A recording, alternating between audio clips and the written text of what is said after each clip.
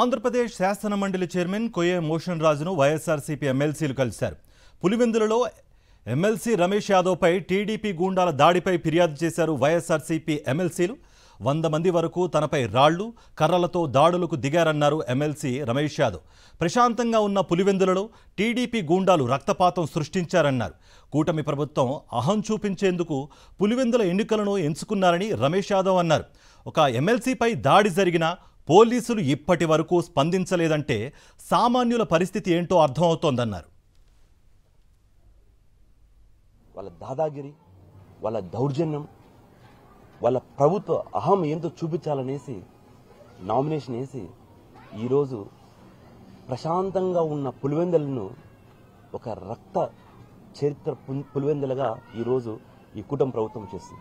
ఈ election campaigning సంబంధించి నేను, నాతో పాటు మా పార్టీ వైఎస్ఆర్సీపీ పార్టీ సంబంధించిన రాము గారు, అదేవిధంగా కొంతమంది నాయకులతో నలుగురుండవారి పల్లె అనే ఒక గ్రామానికి మా వైఎస్ఆర్సీపీ పార్టీ సంబంధించిన నాయకులనే మేము కలవడానికి ఆ గ్రామానికి వెళ్ళడం జరిగింది.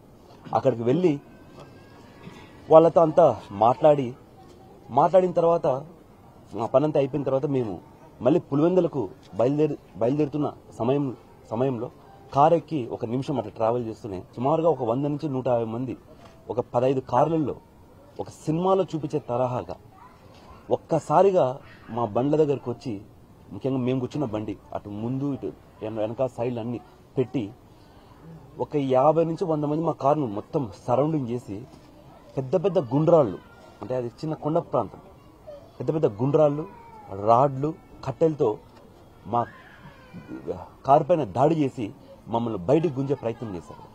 వాళ్ళ రాళ్లతో ఎంత కొట్టినా అద్దాలు పెద్దగా పగలేకపోయేసరికి వెనకలున్న అద్దాన్ని గట్టిగా కొట్టి అక్కడ అద్దం కంప్లీట్గా బ్రేక్ అయిన తర్వాత రాడ్లతో మొదట మా రాము గారిని ఇక్కడ తల మీద కొట్టడం జరిగింది.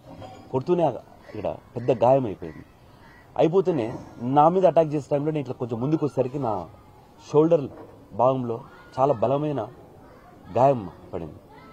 అయినా కూడా వాళ్ళు ఇంకా లోపలికి రాడ్లు పెడుతున్న గట్టిగా పట్టుకోవడం చూసి మమ్మల్ని బయటికి గుంజలేక సుమారుగా ఒక 10 లీటర్ల పెట్రోల్ను మేము కూర్చున్న వాహనం మీద వేసేసినాం. పెట్రోల్ వాళ్ళు అంటించబోయే టైంలో ఇంకా మేము ఈ సెంటర్ లాక్ అయిపోయింది, బండి ఫైర్ అయిపోతున్న ఉద్దేశంతో ఇమ్మీడియట్గా రాము గారు అట్టించి రావడం చూసి మొత్తం బయటకు వచ్చేసరికి అక్కడికి వచ్చిన వాళ్ళందరూ రాము గారిని పట్టుకోవడం కోసం పరిగెత్తారు. వెంటనే నేను ఇటు సైడ్ నుంచి దిగి ముందున్న కారును కొట్టేయమని చెప్పి అక్కడి నుంచి నేను ఎస్కేప్ అయిపోయేసి బయటికి రావడం జరిగింది. అంటే ఒక పులివెందుల, ప్రశాంతమైన పులివెందుల, ఎంత ప్రశాంతంగా ఉన్న పులివెందులని ఈరోజు ఒక రక్త చరిత్ర మాది చేస్తున్న కూటమి ప్రభుత్వం కేవలం ప్రజలను భయభ్రాంతులను చేసి ఫ్రీ అండ్ ఫెయిర్ ఎలక్షన్ ఉండకూడదు అని చెప్పి రిగ్గింగ్లు చేసుకోవాలా, ఎట్లయినా సరే మేము ఎలక్షన్ నెగ్గి మేమేదో చూపించాలా, అధికారం అంటే ఎట్లుంటుందో చూపించాలనే ఉద్దేశంతో ఈ ఎలక్షన్ జరుపుతున్నారు.